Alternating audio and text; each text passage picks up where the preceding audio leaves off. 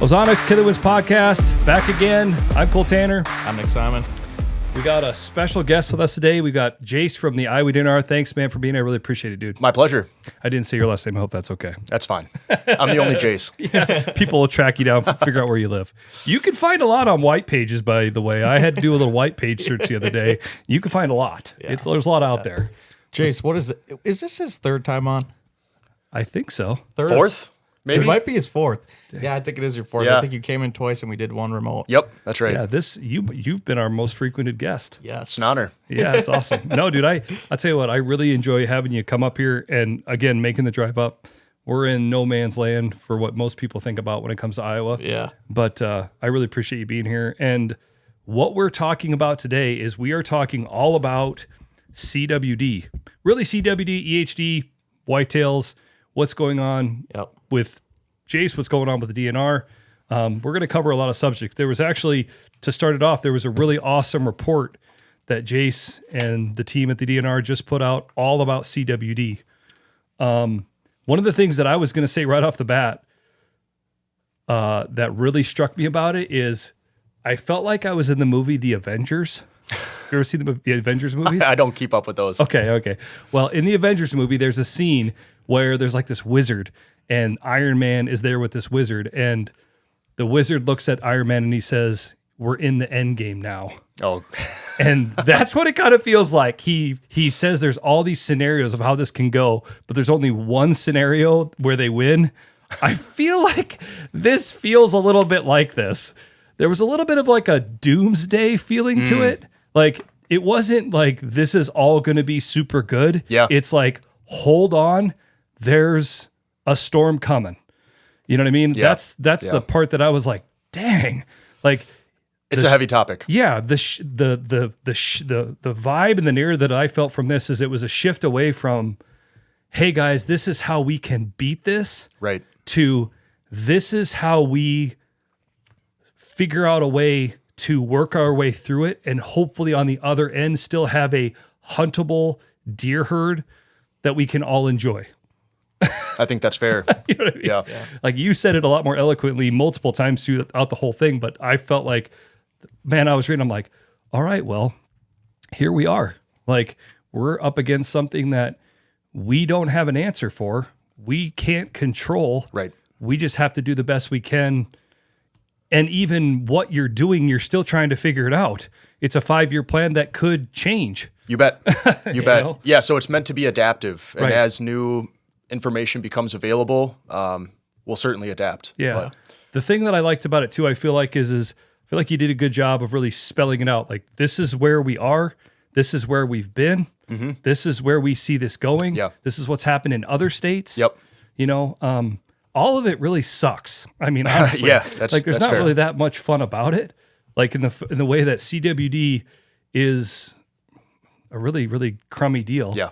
But I liked that, like I said, after reading it, it's a lot to read, but after reading it, it's like, okay, I understand where we've been, I understand where we are, hopefully where we're going, but also kind of knowing there's some hills to climb in front of us. You bet. Definitely.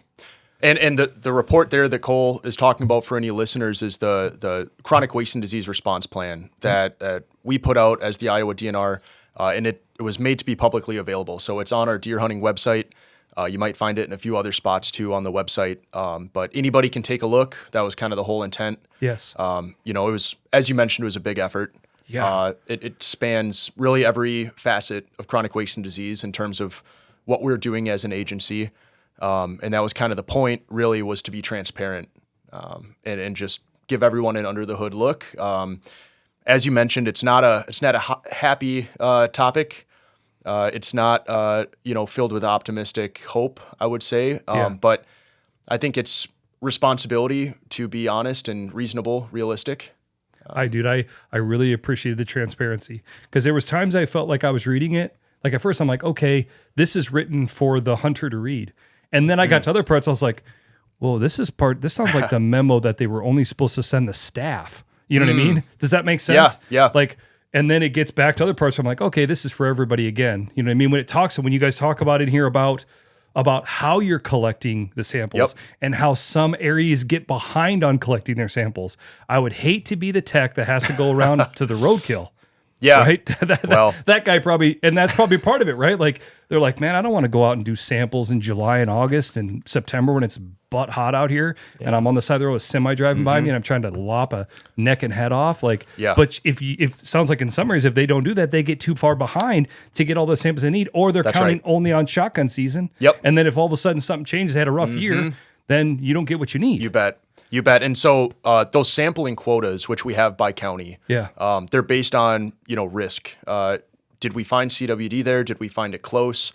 There's a number of factors outlined in the plan that kind of play into how we determine the sampling quota in each county.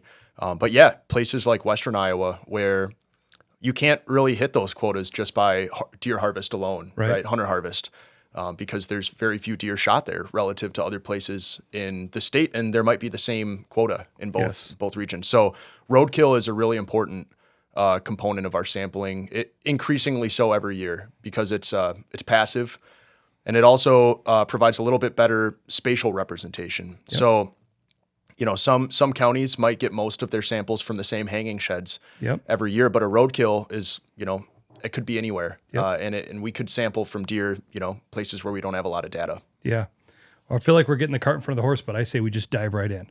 The one thing I thought was really cool about the sampling and the quotas, it's based around a point system. That's where I really had to read it like 5 times. Oh, sure. It's because I can seriously only count to like 20 and a half. You know what I'm saying?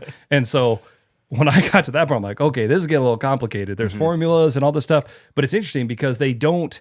You would rather not sample from like a fawn. That's right. Right? Because they haven't had enough time to be exposed. Exactly. But then a yearling, a mature doe, a mature buck would have more weight, would give more points. So you could, if you're in Southern Iowa and guys are willing to do it and they're sampling a bunch of matured bucks, they wouldn't maybe have to get as near as many samples. Exactly. Or some area has 750 points, maybe North Central Iowa only has 150 points. Well, 150, let's say, divided by 3 points a deer, okay, we can start to figure out how many we got to get. Right. Yeah. But if all of a sudden, we were counting on those where we're getting a bunch of yearlings, now all of a sudden we need more deer. Right. And so it's a tricky thing, I would think, to try to plan around and forecast around, like, okay, how are we going to get all these in? It's a lot of work, and it's an all hands on deck effort. We're a little bit unique in Iowa in that our regular wildlife field staff and conservation officers to some degree are out there collecting samples, on an annual basis. Yeah. A lot of states have dedicated CWD technicians for that, mandatory sampling stations, things like that. Of course, everything you'll find in there is voluntary, and that's kind of what we hang our hat on. Yeah. Interesting. So to kind of go back a little bit, can you talk about, it talks about in the report about what CWD actually is. Yeah. There's a lot of big words in there about lymph nodes and different, this type and this type. Can you talk through that and talk about the holes and that part of it, you know what I mean? And what that actually means. Sure. And what people would, because you hear, oh man, I think I saw a CWD deer. Well, did you really or didn't you? You know what I mean? Or how do you tell the difference between CWD and EHD? Can you talk through some of that just to give I guess for me and Nick, the redneck understanding of what we should be looking for? Absolutely. Yeah. And by no means am I an epidemiologist, but I can stumble my way through sort of this topic here. I don't know what an epidemiologist is. I'm just going to nod my head. You're already one step ahead of us. Absolutely. So chronic wasting disease is a disease caused by prions. That's the causative agent. Other causative agents would be bacteria, fungus, viruses. That's what really makes chronic wasting disease unique. Is that it's not caused by those things. It's caused by a prion. Okay. Now, we have prions that occur naturally in our brain. They're proteins. What's bad about chronic wasting disease prions is that they're basically a misfolded shape of a healthy prion. Okay, so imagine a slinky that you get all messed up. Yep. A healthy slinky, CWD prion. What happens when those CWD prions accumulate in a deer's brain is that because they don't have the normal healthy structure, they actually stack and accumulate and create plaque deposits in the brain, which obviously is very bad. That leads to kind of a Swiss cheese like accumulation of plaque in the brain, which is 100% fatal. So Is that what they're referring to when it talks about like the holes? Yes. So it's part of a category of diseases called a TSE, Okay. or a transmissible spongiform encephalopathy. So transmissible meaning it can spread from animal to animal, host to host. Yep. Spongiform, exactly like it sounds, a sponge-like appearance in the brain.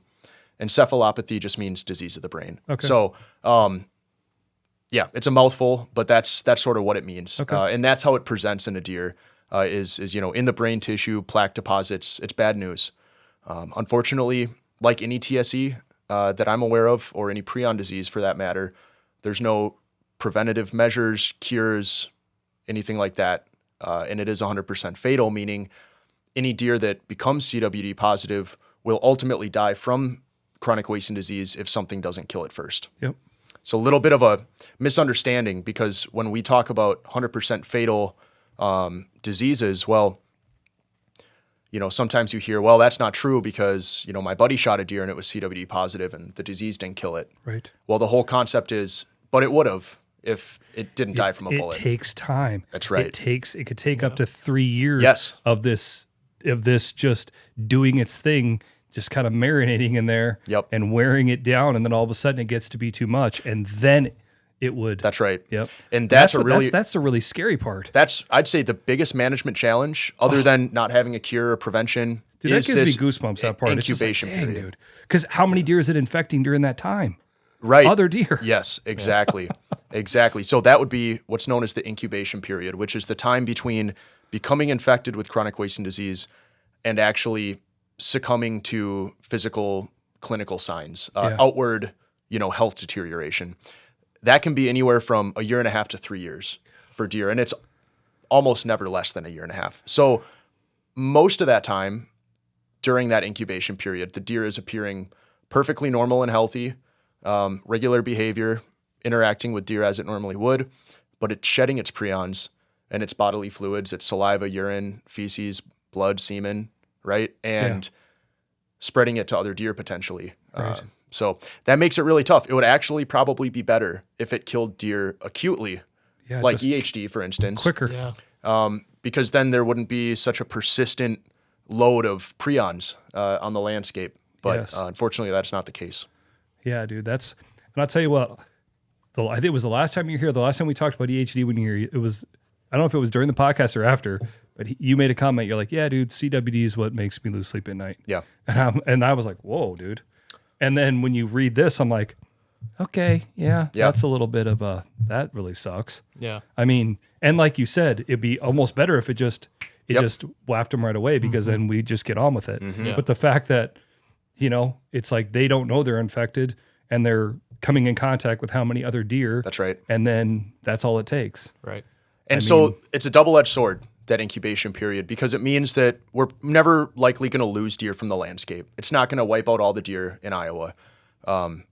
There's very, very little evidence to suggest that would happen. The reason being is that incubation period gives deer that even become infected on day one. Let's say a fawn is born, it immediately comes in contact with CWD. Maybe its mother is positive. Maybe it, became positive in utero, which seems to be possible now. Then that deer still has 1.5 to 3 years before it would die, or at least start to die. In that time, the average whitetail doe is going to replace itself through reproduction, maybe a few times. Yeah. However, what that means is that we'll probably come to a very young age class of deer our in age Iowa. structure is going to get way trickier. That's right. If this disease really takes hold in a high prevalence situation, that means that, like, there's counties in Wisconsin where 50% of deer are positive that get tested. Well, that means that, a fawn flips the coin, whether to be born to a positive mother or not. And at that point, if it's a buck fawn, it's probably not going to see its third set of antlers. Well, and it's interesting that part of the report, I'd have to flip through to find, but it talked about Wisconsin and how at the pace that they were on, the deer would be extinct in like 50 years. There wouldn't be deer in that area. I think that's the Wyoming study. Okay, the Wyoming I'm sorry, example. Wyoming. I Nope, thought it was Wisconsin. My fair bad. enough. Wisconsin was cited too.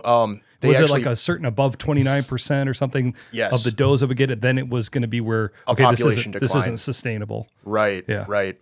Now, would that population decline reach zero or would it plateau at a depressed level? It's hard to say. Probably wouldn't wipe deer off of the face of Wisconsin, but there is now evidence to show that in high prevalence situations, like you said, where that adult female prevalence is 30% or higher, you're going to have population declines in the herd, and that's what the model predicts from Wisconsin. Yeah. Well, and it's interesting what you said a minute ago too. I always feel like in any animal that you may be hunting, it's a pyramid. There's a pyramid. There's a lot of younger animals at the bottom. There's less in the middle at that middle age structure, and there's just fewer at the top, those mature animals. And I feel like with this, we're just making that pyramid that much steeper. Because if the age structure goes away, you know what I mean? Yeah. It's going to be harder and harder for a buck to get to, you bet, 5 or 6 years old. Right. Even 4 or 5 years old. It could get really, really tricky. Yeah. And especially, as you alluded to with talking about those different points for surveillance, adult bucks tend to have the highest prevalence of any demographic out there, right? Because they're interacting with so many deer on an annual basis through their breeding behavior and bachelor groups and, dispersal, things like that. So, especially for bucks. Yeah. Well, and that was a part of when it was talking about bait, right? It was talking about, it talks about like different places where there's high fence deer, right? And the double fences and trying to eliminate contact and things like that.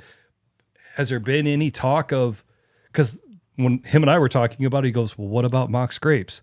What about, we just put out a vine last week, right? Yep. In the off season, we have mineral out. You know what I mean? So which is completely legal and it's fine to do. You bet. But if you have mock scrapes and you're getting those deer to come together, and we want the deer to be looking at it and doing his thing, right? And then so it's almost like, well, after this is like, well, maybe we should take that down. I mean, what's your guys' thoughts on all that? So it's a good question, and it's complicated, right? Because I feel like our role as a government agency is to provide information and guidance and advice if it's requested, right?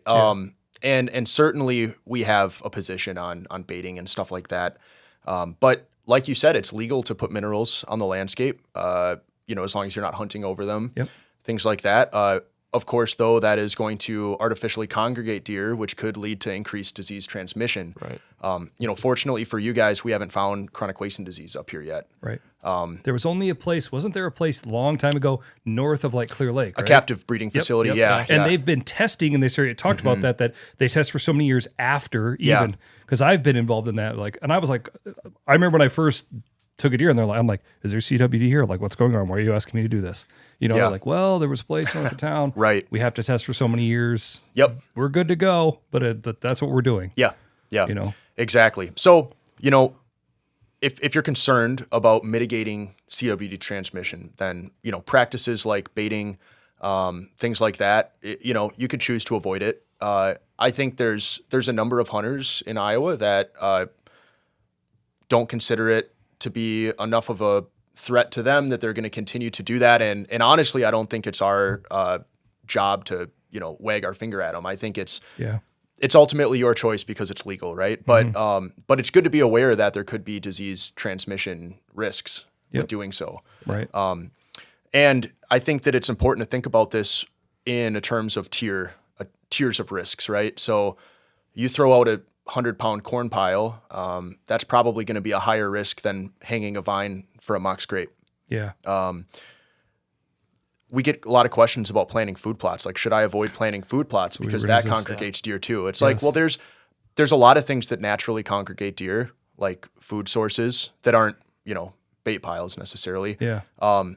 And, Ted Nugent will happily point out that there's a lot of deer congregating naturally in the woods too, with natural scrapes and rubs, bedding areas, things like that. Well, that's all true. But the point of us providing that guidance is to minimize what we can if people are interested in doing so. Right. Yeah, that makes total sense. Yeah, no, it's really interesting.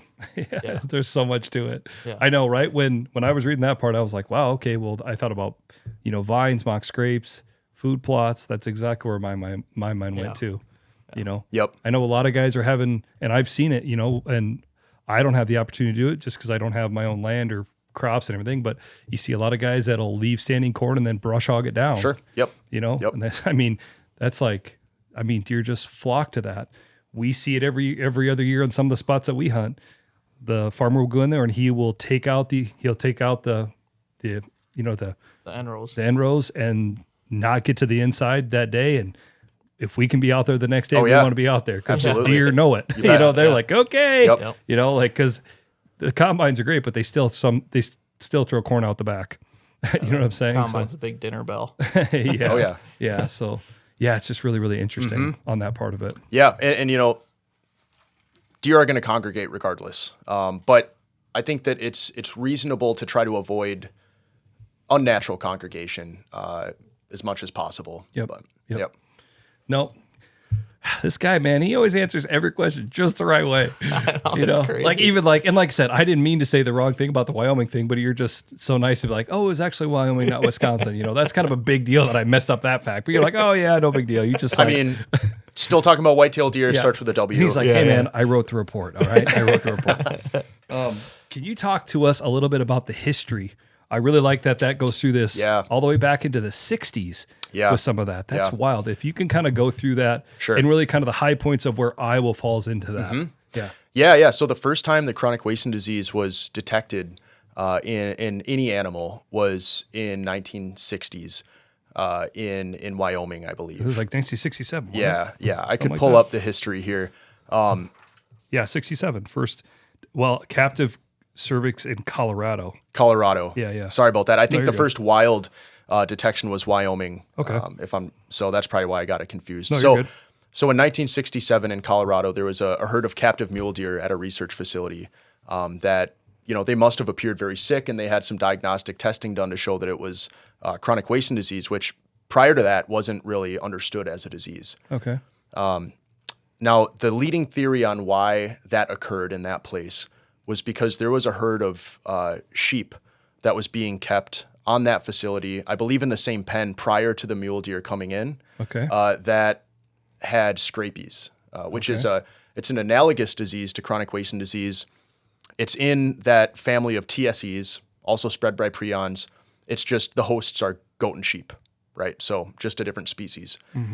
Now, the consensus is that disease jumped the species barrier into cervids, into mule deer, and that sort of started what we know today as chronic wasting disease. Yep. Now, those deer were ultimately released onto the landscape, I believe, and so that's kind of what we understand as the origin of the disease. And obviously, that's we're talking 60 years ago. It remained sort of a Western phenomenon, as in mountainous West, or at least west of the Mississippi River, until 2002.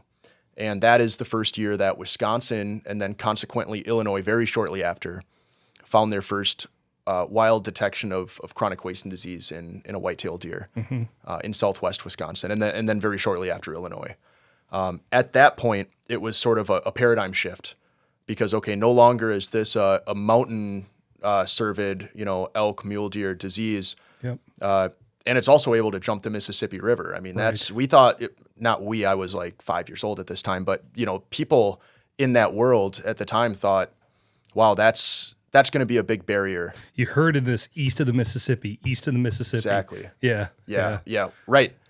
Yeah. Well, and then once it came east of the Mississippi, it was like, okay, whoa, it's a little different now.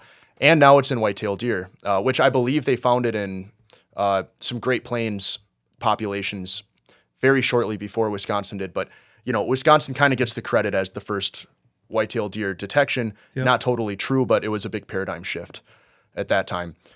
That same year, Iowa began a very robust CWD surveillance, immediately started sampling close to 5,000 deer a year. And that has maintained every year since. Wild. Now, you feel like the response has been more recent, but it's been... Right. Well, up here, so I'll back up a little bit. The way it started very early on in Iowa was that most of those samples came from the high-risk areas, what were perceived to be the high-risk areas. That was far northeast Iowa because of its proximity to Wisconsin. Allamakee County. Yellow River, that whole thing. Allamakee, Clayton, Winneshiek, Fayette and Dubuque accounted for the vast majority of CWD samples for the first several years. Okay. Now, it was great because Iowa didn't already have it. So at least as far as we could tell from diagnostics, surveillance. And then it wasn't until 2013 that the first wild white-tailed deer detection came in Alameda County, consequently. So Crazy. We've always sampled a lot of deer up there. Yep. But a lot of deer up there. There's a lot of deer up there. Yeah. And we were sampling a lot of deer up there for a decade prior to finding it. Isn't that wild? Now, that gives us a pretty good idea that that's probably right around when it became a thing, right? Like maybe that's not the first year there was a positive deer on the landscape. Testing 5,000 for 10 years. So yeah, when they found one, it's there now. It probably wasn't there before. They were testing 5,000 a year. Probably not long, but not long before. How that's would it for go? sure. How would it go unseen if you're testing 5,000 a year? That seems like a big number. So that put us in a really good situation, right? Because we had 10 years to watch other states handle CWD. Yeah. And that's a rough hand. You know, I mean, well, yeah, to be the first one that's plowing the field always sucks. yeah. Right? I mean, you're like, oh, yeah, keep at it. When you get it all figured out, we'll come right in.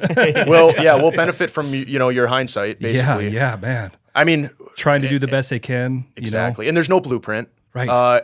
Minnesota's going through that, right? Right. They were kind of going through it not too long after Wisconsin. That's right. That's right. Yeah. So anyway, 2013 was the first time we found it here. We didn't decide to go down the same road as Illinois and Wisconsin did when they first found it, which is basically,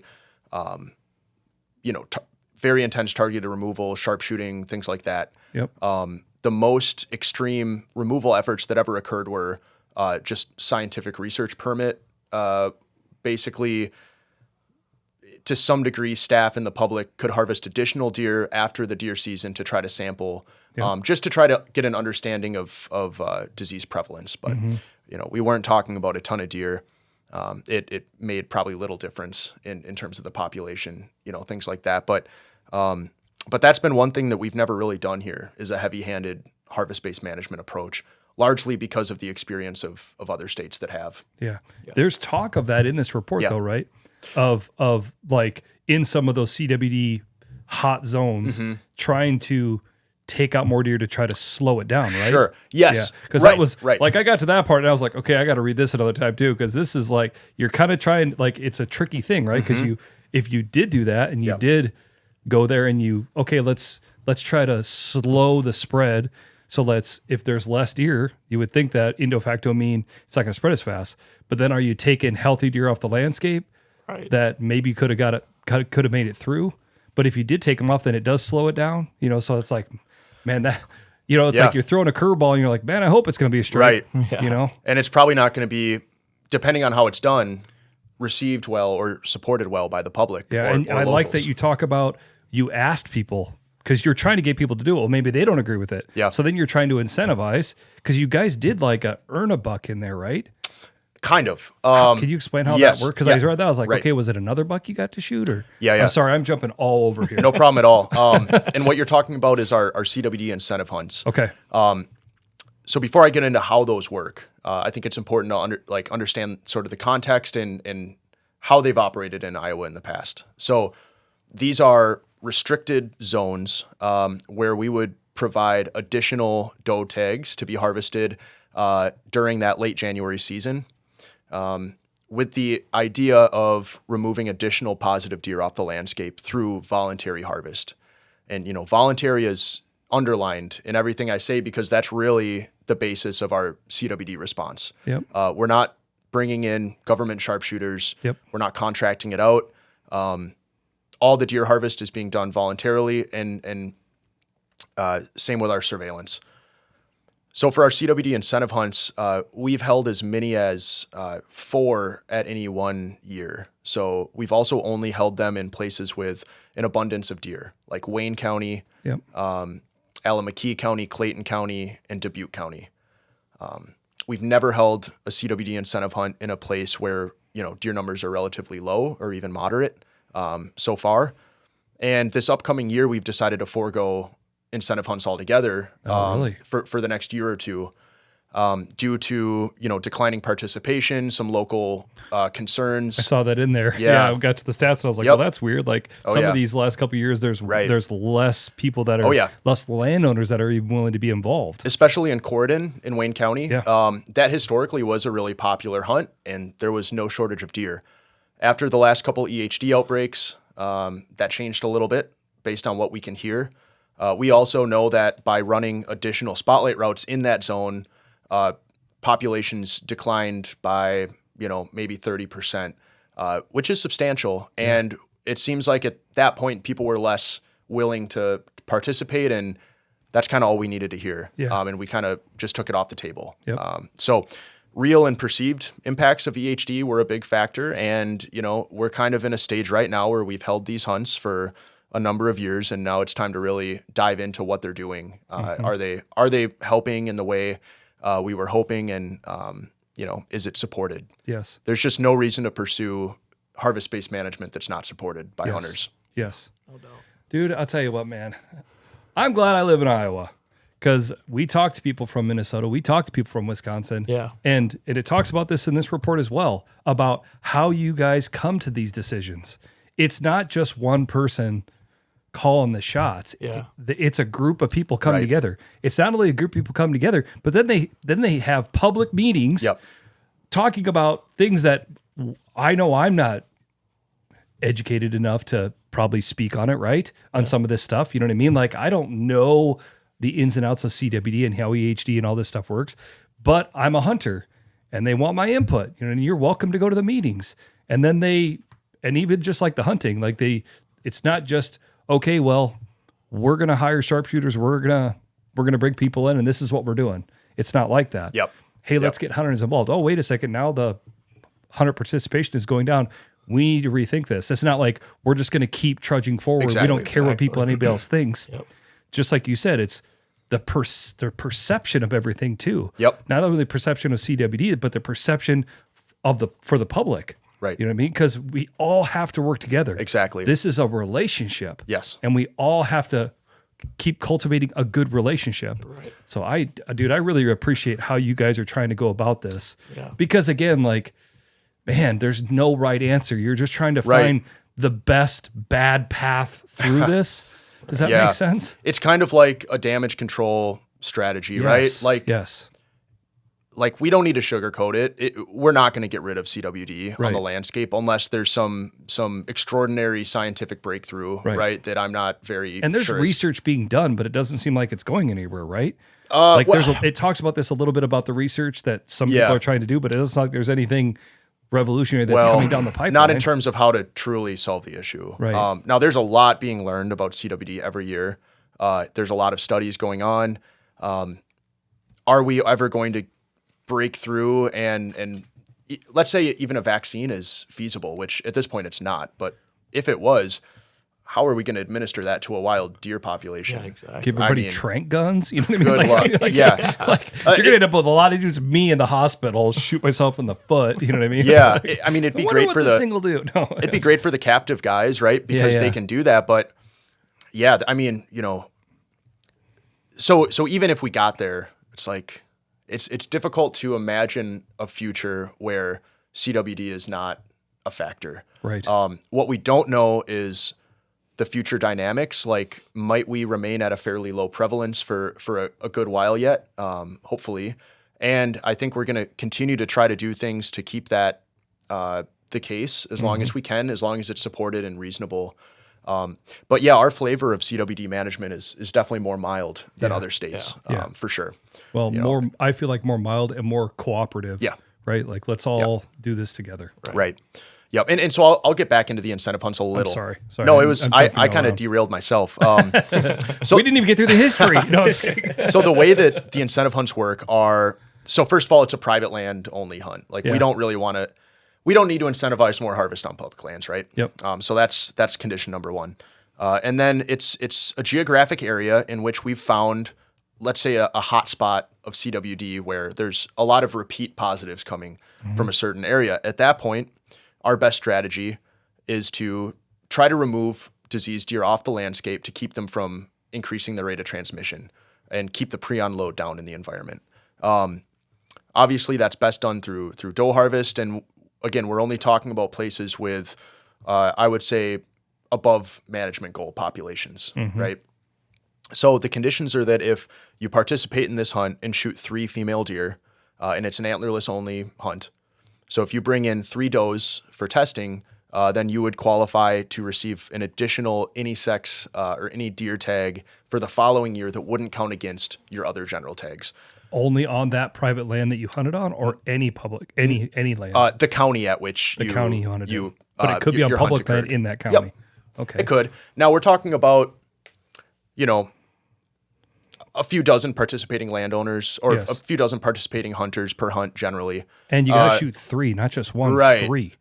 3's a bit. And a lot of people do because, again, we're talking about pretty high density areas in the state. Yeah. Alameda County, Wayne County. But when that starts to drop, okay, well, that's Yep. if people aren't able to shoot 3 deer in a week, There you go. Yeah, it's probably a good time to pull it back. But so we're talking about lately in the last few years, a dozen or 2 hunters that are getting an additional buck tag. So it's not changing anything. It's just a little carrot Yep. to try to get a little more doe harvest. I love the incentive ideas. Yeah. I love the incentive ideas. Yep. Yeah. I've talked about, and I don't mean to get so down a rabbit hole, but I've talked about that for different things like predators. There's been states that do where they'll ear tag, they'll like trap coyotes, they'll ear tag coyotes. Yeah. And then if you find one of the ear tags, it's a specific, a lot like a ban on a duck. Yeah. If you shoot that coyote with an ear tag, it's a $500 reward Sure. or whatever Right. it is, or you know what I mean. A lot of guys just want to be the guy that got the one with the ear tag. Yeah, I exactly. mean, those types of incentives, we're always looking for an excuse. I just emptied out half a freezer. I'm like, all right. I told Tam, I'm like, well, babe, got a new reason to get out there. Got to fill that freezer back up. So we're bet. always looking for something. Yeah. Yeah. You know? And doe management is important for a lot of reasons. Yeah. The way that we talk about CWD management is just kind of continuing to encourage a balanced deer population. We're not looking to really drive the population down. We're just trying to avoid overabundance, Yep. generally speaking. And to be honest, we'd be trying to do that with or without CWD. Right. Right. Yeah. Yeah.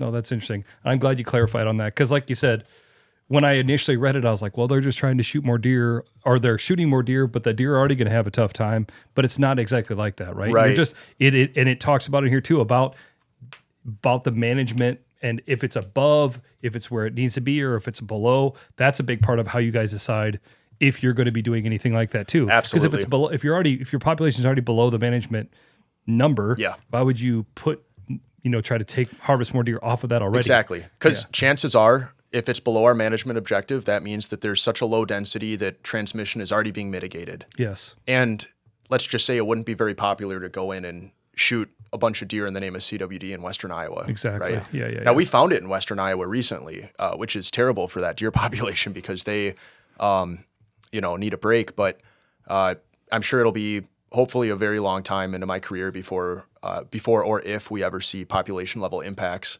from the disease out there. To be honest, it's a place where I could see prevalence staying very low for a long time because it's a fragmented landscape. Yeah. Deer populations are very low, and for all those reasons. But what we're not doing is applying the same management strategies to a place like Woodbury County or Shelby County, Yep. where we have found the disease, but we're probably talking about single-digit deer densities per square mile. Right. That's wild. So the other question I wanted to ask you, and this is maybe one that you just don't have an answer for, and again, as I read the report, I'm like, and I don't know how to say this. As I read the report, I get it's a 5-year plan, but as I read it, I'm like, all right, tell me how bad this is going to get. Yeah. Like, tell me how bad it's going to get. Like, what are we looking at? Like, is it going to be where I'm looking at my kids, right? I've got, we've got an 18, 11, 8, 6, and 3. My 8-year-old boy, Jet, man, he's all about it. When he's 18 years old, when he's 28 years old, what is it going to be like then? I mean, are we just going to is it just going to be CWD is just a part of the conversation? Or is it going to be like, bam, remember what it was like 10, 15, 20 years ago? Remember the good old days? Yeah. What are we really up against? I mean, do you guys think that the prevalence will stay low? Do you guys think that you don't really know what's going to happen? Do you guys think that this could get really crappy. Yeah. I'm trying not to swear. Well, we can look at a lot of states who found the disease before we did. Yeah. And use that as kind of a guide of what to expect. I'd say it's unrealistic to think that the prevalence is going to remain low forever, or that it's not going to continue to increase over time. We're hoping to maybe slow that as much as we can in places that it's responsible and appropriate. Yep. But the nature of the disease is, look, you can bring in government sharpshooters. You could take every single deer off of Alameda County. Those prions will still be in the soil. Yeah. We didn't even talk about that, but those prions, exist on the landscape almost indefinitely. Right now we're saying about 15 years. The thing is we haven't really ever had a study long enough to show that they're ever gone. It's just that this last study was 15 years long. Yeah. It could be 100 years. And you have to, and even with how long it stays out there, you have to think bigger. We all think, oh, deer.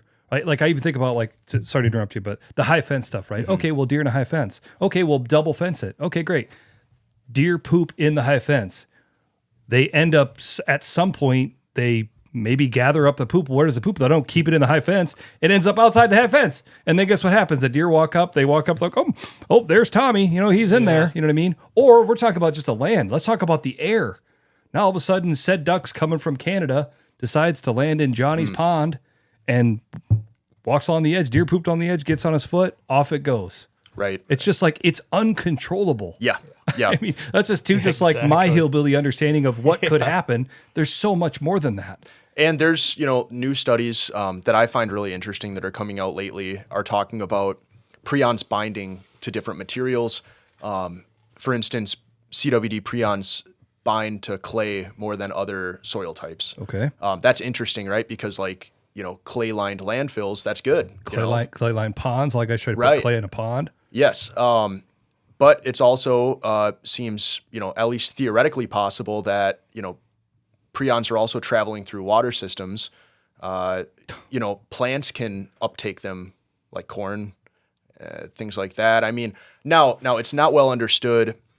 Can deer get CWD indirectly? It seems possible because prions exist on the landscape and you can ingest those through a lot of ways.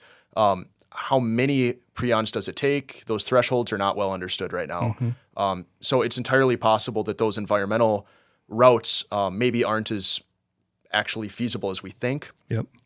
But there's a lot to be learned there. Regardless, though, it's an unmanageable problem if the goal is to eradicate the disease. Yeah. And I don't think it pays to sugarcoat that. Yeah. I felt like that was very clearly stated right off the bat. Yeah. When you read that Yeah. throughout, we're not eradicating this. That's the shift. Right. We are trying to manage, Yep. mitigate. How do we continue to have a resource that we can all enjoy Right. moving forward into the future? Yeah. And maybe, maybe somebody could call that shifting the goalposts. Well, I think in light of the information we have, it's probably time, That's the vibe that I got. Yeah. That I read it. Yeah. I mean, like I told you, right away I was like, all right, man, well, they're dropping some knowledge here on this whole thing, and they're definitely shifting the message. The narrative is not, we're going to eradicate this. Yeah. CWD, we can beat it. Oh, no, we can't beat it. We're kind of flying the white flag. Now let's just try not to let all the soldiers, end up laying on the ground. And I don't think it's fair to say that we're waving the white flag totally. Okay. Because we're still engaged in, education, research, surveillance, I agree and with that. disease management, right? It's just that we don't believe that that's going to save the deer population from CWD. We're just trying to manage what's likely to be an inevitable progression of the disease. I don't want to liken this to COVID at all because I think that there's a lot of controversy around that disease, right? And so it's probably not in my best interest to make any comparisons. But the longer we can take to get to a certain prevalence rate, the better the deer population is going to be, right? Yep. That's another way to say flatten the curve, but I'm not. Well, it's funny because as you read this and you hear and you learn more about CWD, it feels a lot like COVID. I mean, it's just like, Yeah. it's like, well, geez, OP, it's like, Like, okay, we social distance. That didn't really make a difference. Oh, yeah, we're masks. That didn't really make a difference. It's like there's just a lot of it where it's like, hey, man, everybody's gonna get it. Everybody's gonna get it at some point. How right. I mean, the difference is with CWD, every dude that gets is gonna die. Yeah. And I think we have a responsibility to do what we can. Yeah. That's as long as it's supported and appropriate and responsible. Mm-hmm. We're a public agency using public resources or managing public resources, right, in the public trust. So I think that means that we have some level of responsibility to do what we can. But we also have a responsibility to, I think, be pretty honest that, it's not looking great in terms of, stopping the disease or eradicating it. So in your opinion, does it feel like then, I guess what I'm hearing you say and what I'm inferring from this is that if you held a gun to my head and said, how is it going to change in the next 10 to 20 years? I would say that it seems like we could see the age structure of whitetails that get a little bit steeper. In the fact of, instead of, let's say there's 100 deer out in the landscape, instead of there being 10 mature bucks, there may only be 5. Or, I don't think, just like I said, that's not like CWD is going to, there's going to be a point where there can be no deer because they have how long to have more babies, right? But then those babies have CWD, potentially. But I mean, do you think that our age structure is going to change? I mean, what do you think is going to be the consequence of this 5 years, 10 years, 20 years from now? So 5 to 10 years. I know that's a really hard thing for you to answer. But it is, but I'm happy to speculate. 5 to 10 when in years. doubt, exaggerate. That's what you say when you're fishing. No, I'm just kidding. No, I doubt that anybody will be able to notice anything different in 5 to 10 years, even in our CWD endemic regions. I hope that's true. Now we're looking at close to 10% prevalence rates in those counties based on surveillance data, which is biased because we're sampling for adult bucks. We're more than other deer, and we know that adult bucks have a higher prevalence rate. So it's kind of like, take it with a grain of salt, but we're seeing increasing prevalence where we found CWD for the most part year after year. And that's just the experience that every other state has had as well, no matter what they do for management, right? And so in 5 to 10 years, I don't think we're going to see population level impacts because I would hope that we're not at that 30% female prevalence yet. Okay. Now, Wisconsin, again, they found it in 2002. Of course, it was likely on the landscape long before that. I think the last time I looked at their sort of back projections, they think maybe another 10, 15 years before that was when, if I'm not mistaken. So let's just assume though that was patient 0, right, in 2002. Yep. Now those counties like Dane County, Iowa County, Southwest Wisconsin, they're kind of near Madison was where they found it. When I went to school at Madison as an undergrad, the first deer I ever harvested with a bow was CWD positive from Dane County. Well, first buck I ever harvested with a bow, actually. Crazy. Just a 2-year-old 8-pointer. And but at that time, it was a coin flip in Dane County whether adult buck, meaning 2.5 years plus, was going to have CWD. Last time I checked, that was close to 10 years ago. And they're still pretty close to that now. Okay. Which means that, at least according to their surveillance data, which is more robust than ours, I think, prevalence in adult males seems to have plateaued around 50%, maybe 50, 60%. It hasn't reached 100. Yeah. It hasn't gotten close. Interesting. So I don't know what to make of that other than it's interesting because a lot of times when we try to make projections and estimates and models, we just assume this exponential progression. That's right? where my mind goes, right? Yeah. It just keeps going. It just keeps going up and up and up and up and up and up and up. And that hasn't necessarily happened. Now, I think total prevalence in those counties has risen. But again, we're not talking about much more than 50%. Yep. Maybe there's some biological threshold that keeps positive numbers there. Yep. That'd be great if that's true, because that's like the best news we could hope for right now.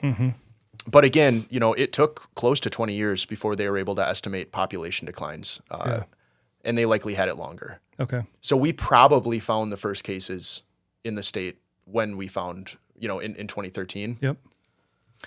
So that was 10 years ago, 12 years ago. I'd hope that we'd have another 10 years before we'd see any population declines. Okay. And maybe we'll have a lot longer. We're talking about apples and oranges with Iowa deer and Wisconsin deer, different landscapes, different dispersal rates, different home range sizes, Right. different densities. So all of those things could play a factor. Interesting. No, that makes total sense. And one thing I want to say too is, we're finding it in more and more counties every year. Like we have close to a quarter of our state with a CWD positive detection in terms of counties, but most of those counties have 1 or 2 detections. We're not talking about a widespread endemic region like, only a few regions in Iowa would qualify as. Yep. So for that reason, I think we have time Yep. to still enjoy the quality that we have. And hopefully in the meantime, we learn more about a way to make a better difference. Right. So the other thing I wanted to ask you about with this whole CWD thing is if you can talk about testing. Because when we were at the meeting in the spring, we heard people ask that. Okay, well, is this going to be a thing where it's going to be a mandatory thing to get deer tested?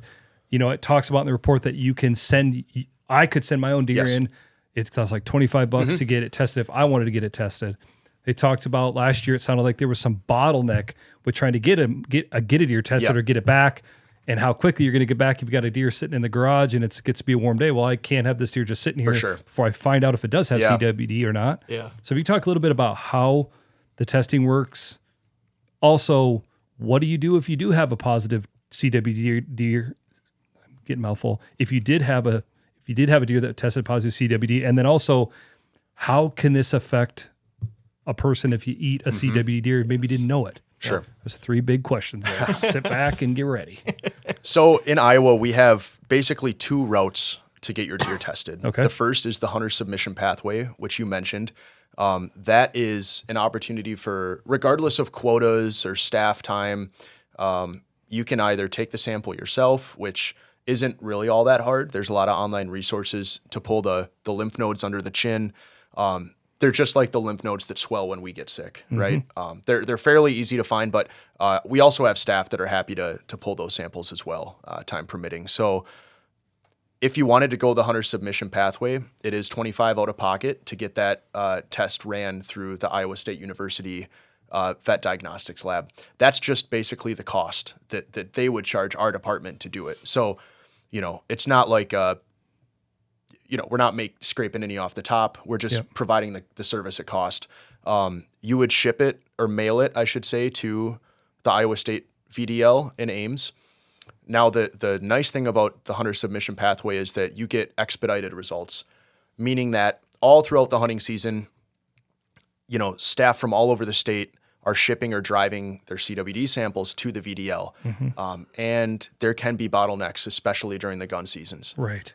If somebody sends in their hunter submission pathway samples, that gets put right to the top. Crazy. For the most part, we're talking about a 1 or 2 day turnaround once they receive it. A lot of times it's the same day.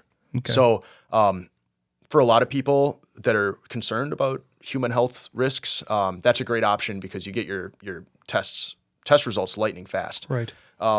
The way that most of our deer are tested in the state is through just our statewide surveillance program where our staff are given quotas in each county to fill through primarily hunter harvested deer, but also roadkill, suspected sick and injured deer, stuff like that. What you can do, regardless of the pathway you want to use, is get in contact with your local conservation officer, your local wildlife field staff, and more than likely staff can come out to you or at least coordinate some kind of drop off or to get the sample pulled and submitted. We try to aim for turnaround times within a week once the VDL gets them, but that's frankly unrealistic once gun season starts. Yeah. Now during the archery seasons, once the VDL gets the samples, it's typically about a week, maybe 2 at the most. During gun seasons, the last few years, it's been closer to 2+, 3, sometimes a little more, which sucks. I mean, that's a long wait time. That's not convenient. Yep. I test my deer when I'm hunting in CWD positive areas, and what I've done, like the buck I shot in Alameda, I just quartered it out. Luckily, I had enough freezer space to just put the bone-in quarters in my stand-up freezer and wait for the results. Okay. Now, that's not practical for everyone. Right. Yeah. Luckily, when most deer get harvested, it's cold out, December time. So it could hopefully hang for a bit. Right. But one interesting thing about that wait time, because it's something we take seriously and we're trying to, look, when we get, 3,000 samples in a couple weeks, it's Right. pretty hard to run through those. Right. But some research that's been done lately, that's been led by our wildlife veterinarian, is pooled sampling. And so testing, lymph nodes from 8 deer in one test, and then if it pops, okay, figure out which one it was. But so we're looking at ways to expedite and make things more efficient just to get that turnaround time quicker. And even and it talks about in the report too, with some of the places, like, let's say in our area, instead of sending 2 samples in, 2 samples in, 2 samples in. Exactly. Let's send 12 samples in. Yep. Let's just send it in once. Yep. Because there's obviously, just like when we get a paid refurb here, you gotta open up the box. Yep. It takes time to Right. check it all in. Yep. Well, if we could just open one box and we're checking in 100 rather than 10 times, it makes it go faster. Yep. Right. Yeah. So I thought that was interesting too. And we're lucky to have, a good VDL in-house, like in our state, that we can use. Not every state has that. And at the same time, though, we're always looking to improve the customer service experience, not to be cheesy, but it's important for folks that are providing voluntary samples to get that turnaround quick. Just like we talked about earlier, it's that relationship. Exactly. Yep. Because if all of a sudden I'm like, okay, I'm going to buy into this, I'm going to send a sample in, and then all of a sudden I'm waiting and I'm getting frustrated. Right. Well, now forget this, forget CWD, forget the DNR. Yeah. This is a big, this is all in shambles. Yep. So it doesn't take much for that perception to change. What never helps is the Christmas holiday falling right after the gun seasons, because people are out. Yeah. And it's something we're trying to improve every year. Last year was much better than the year before. Okay. So I think we'll keep making progress in that department. So with that being said, about how to test, either, like I said, you can send it in yourself, or you can go to your CO or your field staff in your area. What would happen? What happens if you got a deer that came back positive CWD? What's the next step?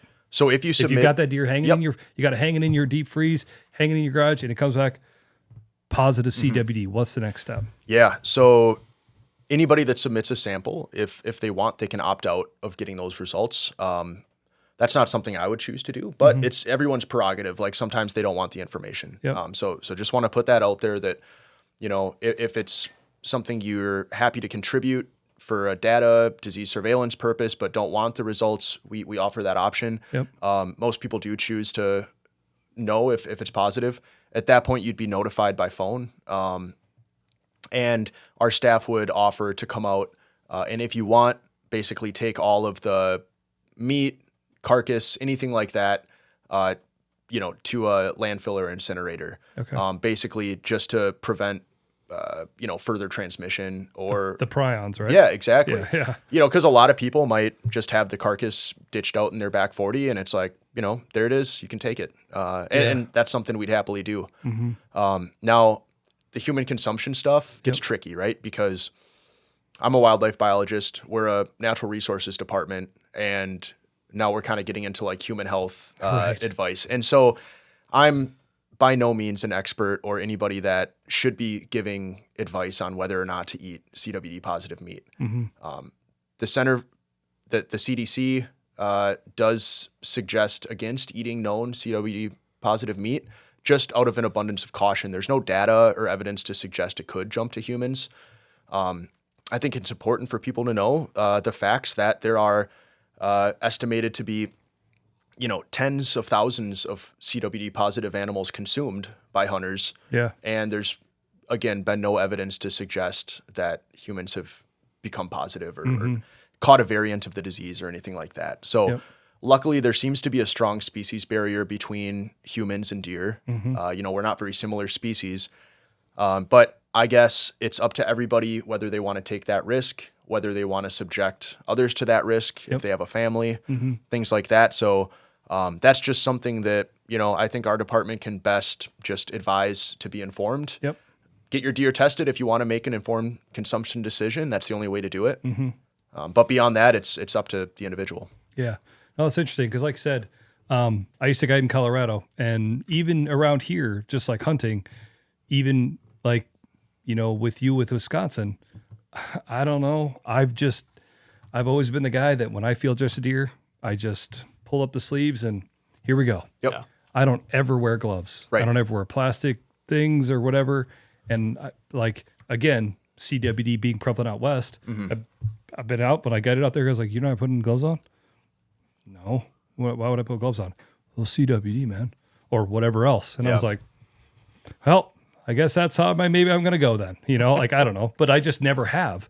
You know what I mean? Yep. And even to this day, like I said, I've had samples sent in, and again, I had a pretty good understanding that there was no CWD around here, but still, you never know. I sent samples in, and they asked, "Do you want sample back?" I'm like, "No, I don't care. Yeah. I'm gonna go home and I'm gonna cut it up and put it in the freezer, and we're gonna eat it." Yeah, exactly. But so, like you said, I think that is the part of it that this, like I said, hopefully the prevalence stays low, but eventually it sounds like there may be more testing going on.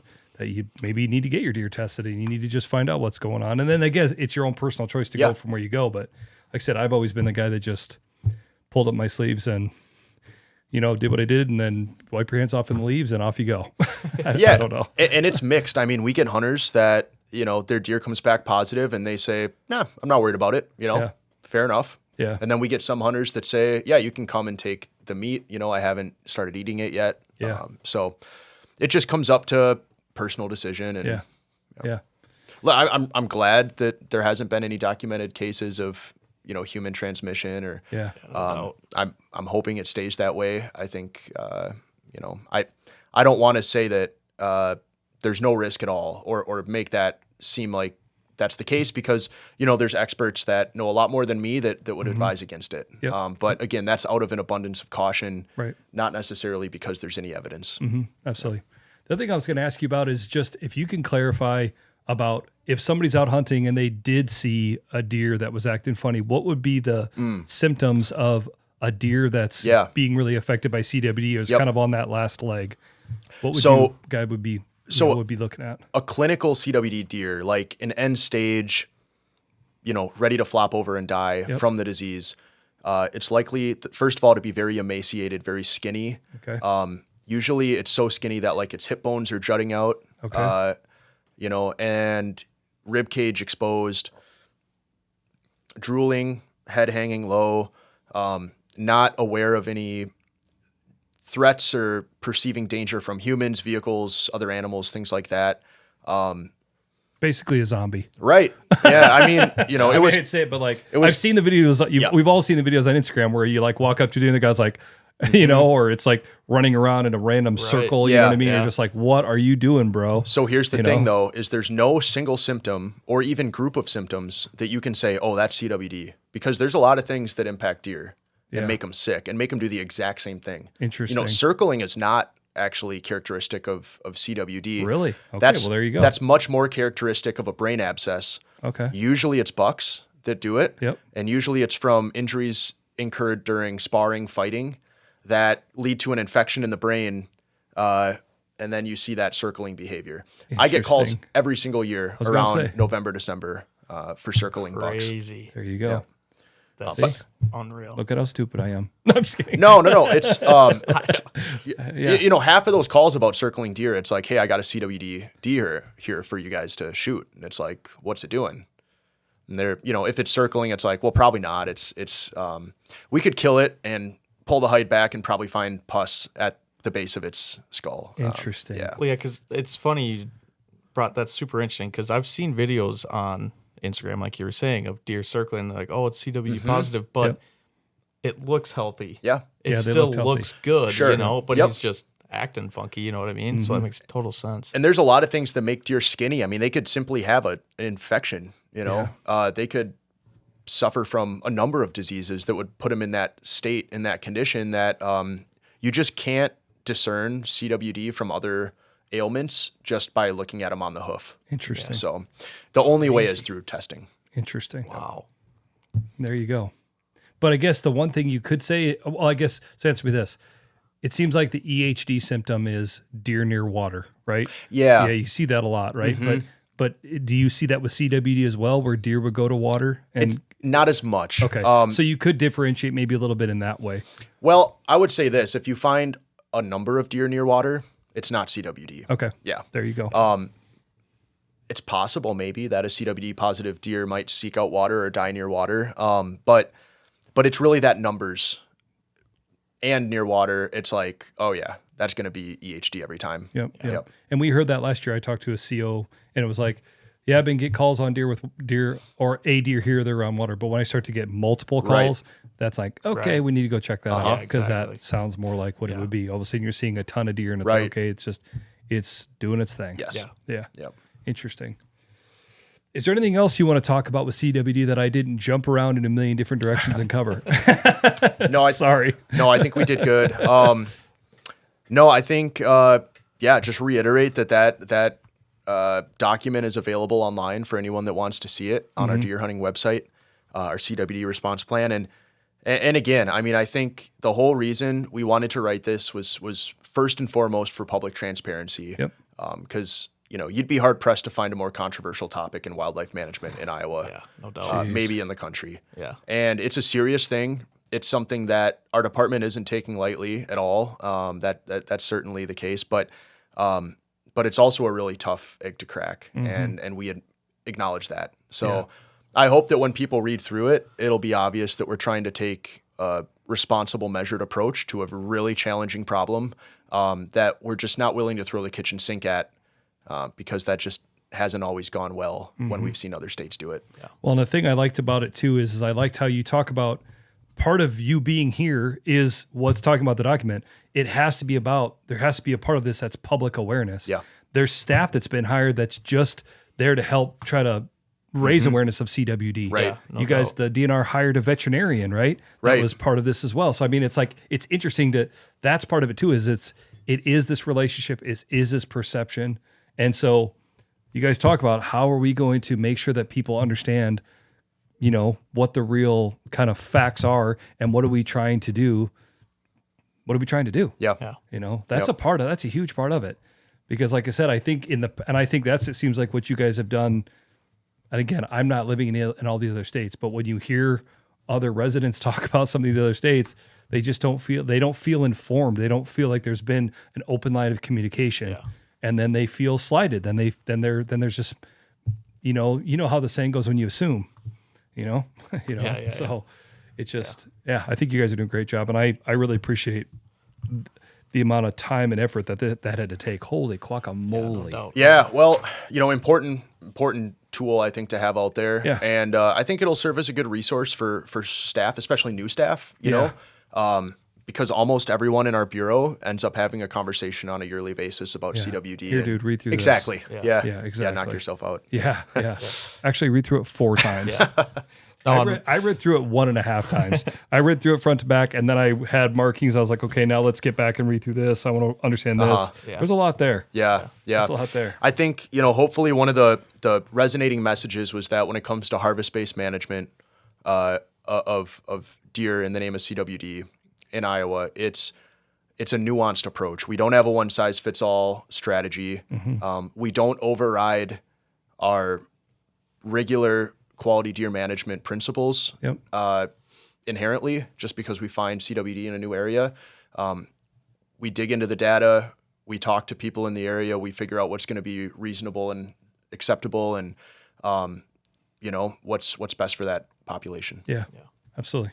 No, and I'll be sure to put the link in the description. Yeah, absolutely. Oh, that'd be helpful. Yeah, that would be great. Yeah, We'll so have that. So hopefully you can find it. If you guys are listening or watching, be sure to go check it out.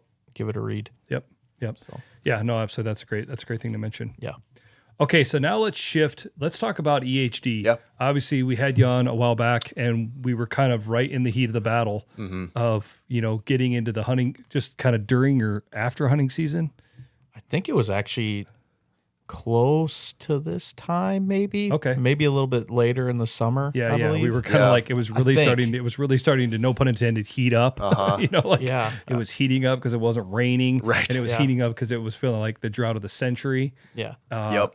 So we went to the meetings in the spring, and that was a topic around here was EHD, where we at, and the surveys were kind of being done and getting done. Yeah. So where did the dust settle on EHD? How bad did it get? Well, yeah, and we still have a lot to learn about that. Luckily, we are talking now at a point that our Spring Spotlight data has been summarized. Okay. And our Spring Spotlight survey is one of the many tools we use to monitor county deer populations on an annual basis. Sort of the findings from that are that deer numbers were down about 10% statewide, which isn't surprising because harvest was down a bit. And we also saw a lot of EHD reports come out of certain areas in the state. So last year in 2024, it was the most widespread and the most severe EHD outbreak that we're aware of in Iowa's history. Now that doesn't mean all 99 counties. Close to it, I think 96 or 7. Okay, I'm sorry. No, it might have been, it's just, did we get the reports? Documented, right? Exactly. For anyone listening, we put out some new tools right before that year. The EHD Blue Tongue reporting tool. You can find that on the DNR Go Outdoors Iowa app under the toolbox. So you can do it right on your phone. It's on our deer hunting webpage, our deer health webpage. And then there's also a dashboard that accompanies the tool so you can kind of monitor EHD activity throughout the season. Fortunately, there's been next to no reports this year. Crazy. Last I checked, there was one single report actually from up here in this neck of the woods, and who knows, that could have been several different reasons. He found a dead deer, but hopefully it stays very low, for the sake of the deer population. But, last year took a big toll on local numbers in certain areas, particularly Northwest Iowa, I'll say. Now, it doesn't take much to impact deer populations in Northwest Iowa, but it did. I held 3 public meetings up in Northwest Iowa in May, and we had outpouring of public attendance. We're talking about the most rural part of the state, to some degree, and we had 165 members from the public come to 3 meetings. Wow, that's awesome. During awesome. It kind of sucks that's right, but it's awesome that they're they care enough to go to it. Let's put it in perspective. The meeting that we went to here in Ventura at the office there, I don't know, there was probably 30 people there, maybe. Yeah. You know what I mean? That felt like a lot of people. Yeah. Well, last year's spring listening session set an all-time record. Isn't that something? We had 650 people come out from the whole state to the 16 meetings. Yeah. So, and awesome. Not everyone carried a pitchfork. I mean, it was oh yeah. There was a couple tense moments at the one in Ventura, but for the most part, and Ventura office had I don't know, it was a guy that was at the beginning of the video. That was giving this. That gave. Do you know what program it would have been? Waterfowl. No, he was the guy that said, "Hey guys, well, I'm the." Our. I think it was the director. Or our bureau chief probably. Yeah, there you go. Yep, Todd Bishop. Yeah. He was there. That was kind of cool. Nice. Yeah, I saw the video. I looked. I was like, pretty sure that's him right there. He travels around and sees the different places. I try to do the same, but I've been stuck to West Iowa lately. I bet. Yeah, makes sense. Stuff. Makes sense. Sorry, but go on. So 3 meetings, 165 people. Yeah. Now, EHD wasn't the topic per se. We're talking about, changing some deer regulations up in that part of the state just because of low numbers. But EHD is a big reason why we've gotten there. Yep. Sioux County is a great example. We run 50 miles of spring spotlight survey in every county in the state every year. They're the same 50 miles for the most part. A bridge might go out and then we'll circumvent it. But we try to be consistent time of year, consistent weather conditions. So it's a pretty standard data set. And you can kind of compare it year to year and county to county. We counted 5 deer in Sioux County last year in 50 miles of rural roads. 5 deer. Oh my gosh. That's unreal. Yeah. 5? 5. That's insane. Dude, there's a lot of coyotes going, time to start hunting rabbits, baby. That's terrible. Yeah. And it's not a laughing matter for guys up there. I mean, it's dude. in a really bad way. When you said that, I literally I couldn't even let that sink. I was like, what? That's unreal. Now we had, record low harvest. Oh my god. In the season, so we knew it was going to be bad. Now, Sioux County is, you sure that they didn't drive down the same road twice? I'm just kidding. Well, then they might have counted 10, but 5. They Sioux County, just to qualify it here, has the second least amount of suitable habitat for deer in the whole state. Incredibly fragmented as all get very out. Fragmented. I mean, there is it's basically just farm groves. Yeah. Right, exactly. Yeah. Farm groves, groves, and then you have like, you know, the Sioux Rivers on the very western boundary, and landowners are taking habitat out every year, and it's not improving. So we have to start there. It's like there's never going to be a pile of deer in Sioux County because there's no habitat to support them. However, it has historically supported a lot more deer than it are currently found, right? Jeez. So That's so crazy. So that's about a 70% decline from the previous year, which was already low from the 5-year average. So so it's obviously that's not a census of the deer in the county, but you know, there's counties where we count hundreds of deer. You know, I bet. Yeah. So, you know, Northwest Iowa got hit real hard. Parts of Central Iowa did too. Guthrie County, Dallas County, Polk County. Up here, it seemed like not so bad, according to our reports, but of course, it's property specific. Yes. You know, EHD doesn't come across the county and take out all the deer. It's going to, you know, hit a pocket here, hit a pocket there. During severe widespread outbreaks, it might appear like it swept. Yeah. But, I know you guys were talking about seeing less deer in certain areas. Yeah, I mean, it was 100% for us. Yes. Definitely. Yeah, I mean, we had a piece of public that we saw like hardly anything. Yeah. And then we very were weird. on other spots that were on river bottoms that were totally fine. It didn't seem like it was affected at all. Yeah, exactly. It just felt very pocketed Yep. on densities of deer where it's just like, okay, well, and like you talked about last time, if North Central Iowa is or used to be tall grass prairie, bur oak groves, and pothole marshes. Yep. And where one of the public lands we hunt is pothole marshes. And Yeah. guess what? When all the marshes dry up and there's very little water, it just concentrates everything that much more down. Yeah.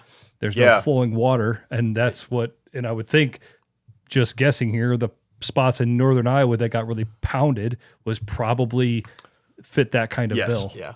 I would assume so, and that's where a lot of deer are found. Is in those Yeah. permanent wetlands. Yep. Where it's funny because there's just like a lot of guys even hunt there. Ironic. I'm just kidding. Oh, Yeah. No, that's wild. That is So you know, crazy. we responded with this next year. We cut tags in 25, 30 counties, antlerless That was tags, going to be my next to question. try to offset some of that Have mortality. the regs come out yet for next year? Has the book come out yet? Online, maybe. Oh, okay. I wouldn't be surprised if it's online. I've been looking. I was in a hardware store the other day, and I was Yeah. like, No, I'm looking for the new book. in print, probably not yet. I do think you can find it online, Okay. and if not, very shortly. Like Okay. usually mid-July is when we Yeah, roll it yeah. out online. Yeah. So say that again. How many counties cut doe tags? Off the top of my head, around 30. Okay. Yeah. So the doe tags in North Iowa, Saragordo County. We didn't take any off of Cerro Gordo. Yes, I'm gonna get one because the first year nobody realized there was 150, so I got one, know. and then Yeah. September 15th at 12:01 in the morning, Oh, yeah. I was on there and I got a second one. Well, this last year everybody figured it out. Last it year was different. Oh yeah, I Yeah. told him, I said, you don't get one at 12. You don't get one. You wake up in the middle of the night, get one. You ain't gonna get one. Yep. And I got one, and then they were gone. Yep. Well, I'll get one at least. I think the closest county we changed up here would be, we brought Wright back to 0. Oh, I got a buddy that'll hate that. Yeah. But that makes sense. But I know it's funny because I know the areas in Wright. I grew up in Belmont. Okay. So yeah, I know the areas in Wright doubt. County that got pounded. Oh, And that's yeah. well, you get out by Lake Cornelia, and that's exactly what we just described. Yep. And so Exact same thing. and Yep. so that makes sense. And you know, Wright's a fragile county for deer numbers anyway. Yes. So you know, we brought them up for a couple years, taking them down for the foreseeable future. But you know, the thing is deer in north central Iowa are pretty good at rebounding. So Oh, that's interesting. That's crazy. So 30 some counties, less antlerless tags. Has there been any other reg changes based around kind of what happened with, like I said, that EHD taking out 10%? Is there anything else that you guys changed when it comes to, I know you talked about, sounds like the January antlerless CWD hunts aren't going to, the incentive hunts right. aren't happening. Yeah. Is there anything else with those January seasons that are going to expand or get smaller, or how is that looking? So I'll just back up to something you said about I don't want my statement to be confused with 10% of the population gone from EHD. Okay. Because honestly, a 10% is the annual variation we see, or we would expect in a given year with the Spotlight survey. Okay. That being said, there were population level impacts for sure.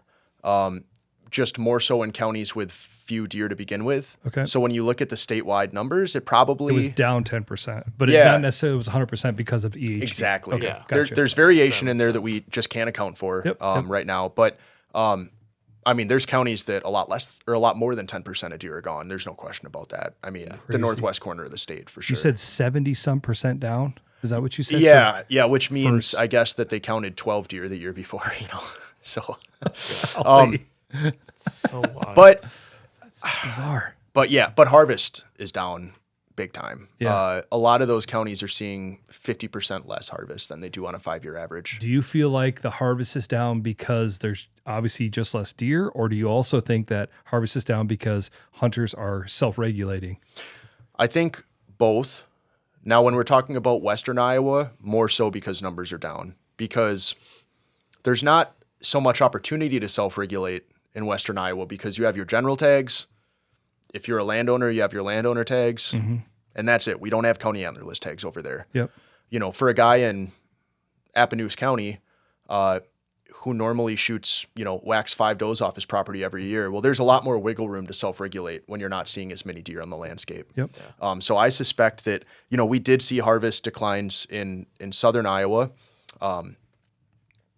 which, we cut tags there too. Not, it was a moderate amount, because there's still a lot of deer down there, and they're going to rebound quick because there's a lot of habitat. There's so much habitat. Yeah. It's just, you drive in Southern where you're like, oh yeah, this is awesome. This is why there's a lot of big deer here and a lot of deer here.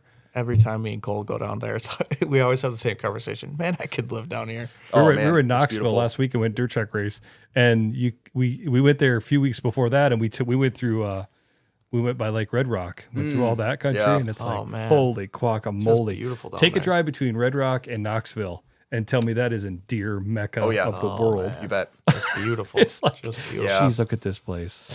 Yeah, I was just in Decatur County last week, and yeah, it's another world. It's crazy. Well, and you could just see your point. That's why deer can bounce back.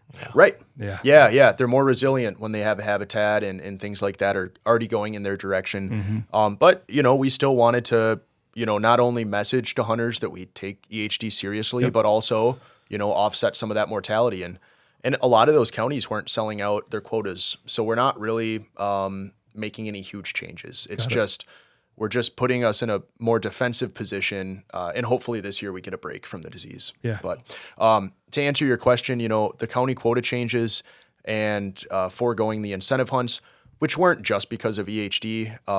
There was just, it takes a lot of staff time and effort, and we want to be able to evaluate the return on that investment. So it wasn't just EHD, but that did play a role as to why we're not doing those anymore. Interesting. Yep.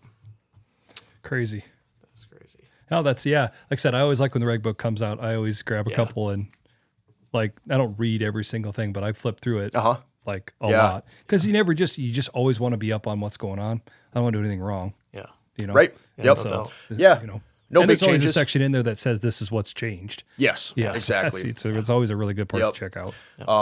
To speak to those other January seasons, like our the XS tag January antlerless season, that's something that's set in statute by the legislature. So that's here to stay unless another bill comes. Jackpot. So that's just kind of the that's going to be the status quo regardless of annual impacts and stuff like that. Awesome. That's Yep. good to know. Yep.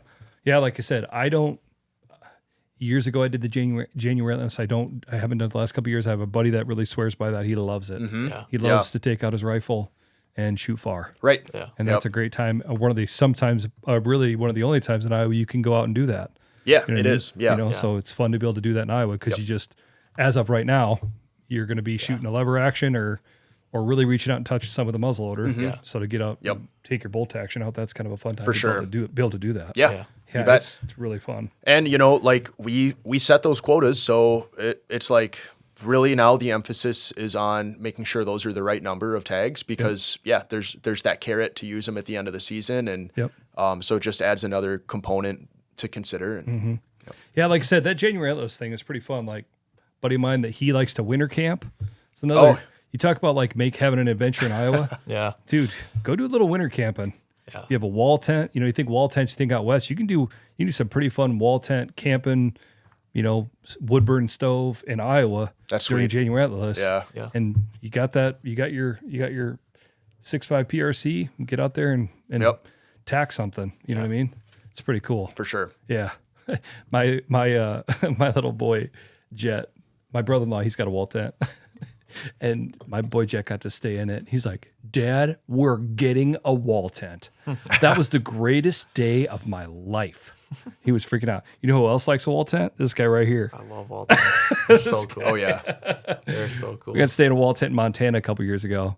And I kind of feel like, and I don't mean to say break this way, but I spent too much time in a wall tent where I'm kind of like, oh, gall.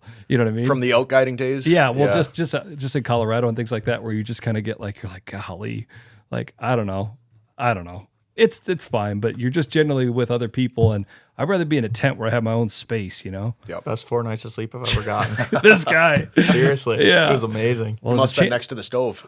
well, We didn't even have a stove. We got Okay. lucky. Got lucky, not lucky. It was lucky the weather was nice, and it was like mid-September, so it wasn't that bad. Yeah. But I was looking at the forecast. This guy's just like, this is going to be awesome. I'm like, hold on, let me check the temps. I'll tell you how awesome it's going to be. But we're going to be in New Mexico, most likely in a wall tent Yep. in September, videoing a couple guys from the Buddy and Scott. Yeah. And we'll probably be in a wall tent for a few days. Can't wait. This guy. I can't wait. This guy. I love it. Oh, no. Sorry, we're getting off subject. Yeah. No, that's interesting. Like I said, I'll be excited to check out that reg book. And we just really wanted to see kind of where things are at with EHD. Because like you said, yeah, man. Well, it's just funny. I mean, it was just such a hot topic this time of year, the last 2 years. Mm-hmm. And now this year, I mean, it's just so good that it's... Well, and even hunter to hunter like him and I, every time it rains, like, okay, hopefully Right. this is a little bit of Right. reprieve. Yeah. And you're looking at the 10-day forecast, you're like, and you don't want to see flooding either, but in the same way, it's like, it's awesome that it just kind of keeps raining and kind of keeps raining. Yeah. You know? I'll say, Labor Day is around when I start like really trying to see where we're at. Oh, really? Yeah. This time last year, it was pretty quiet. Things really ramped up in late August, early September. Interesting. And We're not in the clear. not in the clear, but I would say things are pointed in a good direction with all the rain, like Yeah. you guys said. Yeah. So I don't know if I've explained this on here before, but there was a really cool study that came out that basically made a model of, what weather or environmental conditions lead to a bad EHD outbreak. And, guys often say drought. And it's true, but if you think back to the summer of 2022, it was really dry. Like we were still in the middle of a really bad drought. And we had like 12 EHD reports. Yeah, if anything, it was too dry. You've talked about this before. Okay. Because you think the rain's really good, but the rain also gives some place for the midges to hatch, Exactly. right? So it's last year was such a perfect storm because we had rain in the spring. Yep. We had a wet spring. Well, guess what? Then all of a sudden there was tons of them, and then it dried out, which then just concentrated them, and then it got bad. Exactly. So like And it we're sitting here going, "Oh man, we're sitting really pretty," Yep. or we're just loading the gun. See, the more Sorry, that, did I hit that right or You no? did, absolutely. Okay, right yeah. on. I mean, basically, the more mud flats you create, the worse it's going to be. Now, we're staying wet enough. I think we're going to be good. I'm just kidding. well, as you guys are talking and stuff, I really think that you came on last year at about this exact same time because Yeah. I remember almost this exact same conversation. Well, it's looking good right now. Yada yada. yeah. You know what I mean? Yeah. So we'll see. Dang it. Time will tell. Time will tell. Yeah, time will tell. Yep. Time will tell. I was really interested going to the Iowa Deer Classic last spring just to see what it was going to look like in the, they have like the Trophy room or the whatever. trophy area, right? yeah. Where guys bring in bucks. I didn't feel like it was less. Even like the shed competition, that's always a really good, it's always a fun thing to look at. Felt like we saw a bunch of big sheds. Yeah. You know what I'm saying? I didn't think it was like you walked in there and it was crickets and half the walls were empty. Yeah. And Right. again, it's not. There's obviously areas of that are a lot of bucks from history, like guys that bring Exactly. bucks. Oh, my dad shot this years ago, or Yep. I shot this, didn't even never brought it in. Yep. But there is also the bucks from last year for Yeah. all these different categories, and there was a lot of good deer on Yeah, there. there Oh, yeah. was. Yeah, so it's not like it just And, like the thing with Southern Iowa is that EHD definitely made an impact on populations down there. And I don't want to make light of it because there's some farms that probably got wiped out, even in prime deer country. But a lot of calls I received were guys saying, the deer numbers are in the toilet down here. And it's like, okay, well, like, tell me about it a little bit. And it's like, well, last 5 years I was used to seeing 30, 40 deer a night. And, I only saw like 15 deer last night. So lucky. Right. Yeah, jeez. And listen, if you don't want to hunt there, you could tell me where that is and I'll be glad to go there. Yeah. so everyone's got different expectations. Exactly. Yeah, just a perception Yeah. of what they're used Exactly. Now that's still a big impact if that's truly from EHD, and in a lot of cases it was. to. Yeah. But it's like, well, fortunately you live in a place where you're going to see the same deer numbers you're used to probably in a couple years. Yeah. Now, when it takes a big chunk out of an upper age class, that takes a while to rebuild, and that can be a big factor. But population wise, areas in Iowa with strong, robust populations, they bounce back pretty quick. Yeah. One of the other thing I wanted to ask you about with the hunters that you're talking to, do you, especially in Southern Iowa, you think about Southern Iowa as a non-resident, you think about outfitters, right? There's a lot of, we hear it all the time when we're at the shows. Hunters are hunting with outfitters. Do you talk to a lot of outfitters, or do you talk to mostly hunters? Do you guys get a lot of feedback from outfitters that are, because obviously if an outfitter's if he's running a business, he's running a business, right? He's got cameras out. He knows what's going on. He's got food plots out. The deer are his livelihood. Yeah. He or she, right? Do you hear from a lot of outfitters? Do you guys work with them? I mean, or do you get a lot of feedback, or do you feel like there's kind of a disconnect? You're just talking to hunters? Right. So I know a couple outfitters down there, not a ton, just haven't crossed paths with many. But I would consider them to be great sources of information, and I'd say I primarily hear from hunters. I hear from a lot of non-residents, especially about a month ago when the draw was going on. Should I draw or should I apply? Man, what bet. zone? bet. Things like that. But, for the outfitters, I don't know a ton. And I think that probably our local staff have better connections with those folks, the COs that work in those counties, the field staff and things like that. But I wouldn't say there's a disconnect at all. Yeah.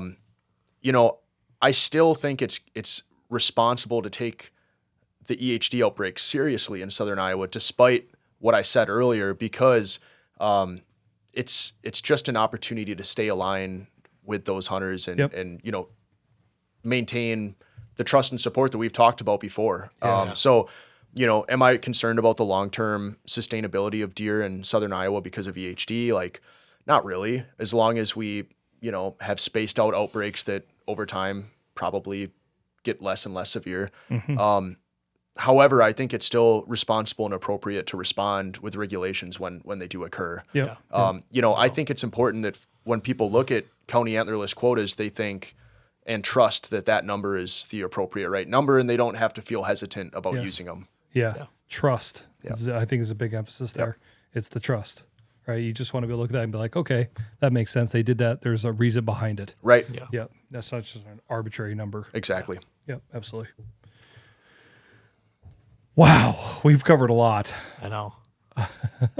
Good. It was great. Yeah, I mean, that's everything I wanted to talk about. No Is there doubt. anything else you want to talk about specifically? Anything you want to talk about just whitetail in Iowa? Anything else that's really on your guys' radar? And that doesn't have to be about CWD or EHD. Just anything else.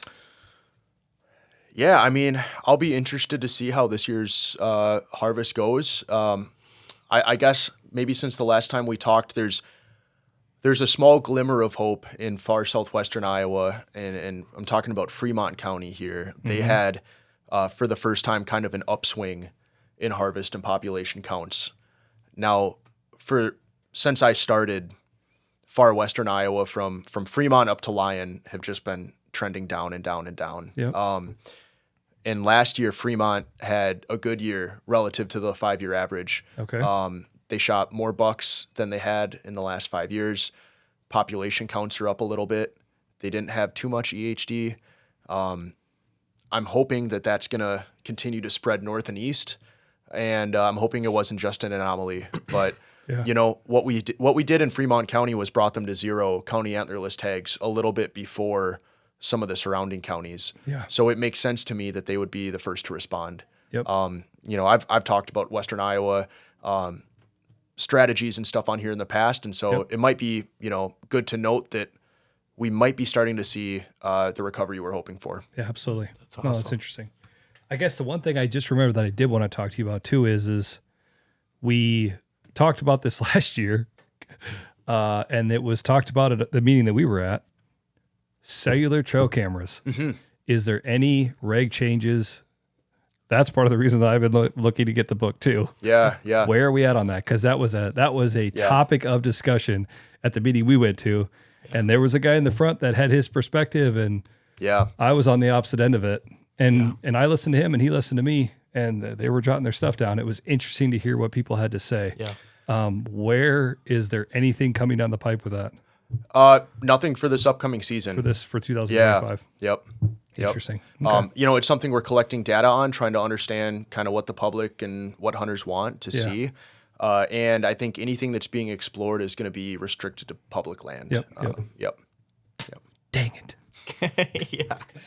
This guy is a trail cam fiend. Yeah. He's got his notifications on all year round. Don't you? Oh, I like seeing them. I don't know why. Yeah, you do. I like it a lot. I think it's cool to see them and get the videos of them. I love whitetail deer and turkey. It's just as much as I can see them and know that that's where I have been. I don't know. I absolutely love that. You're borderline like a nature watcher.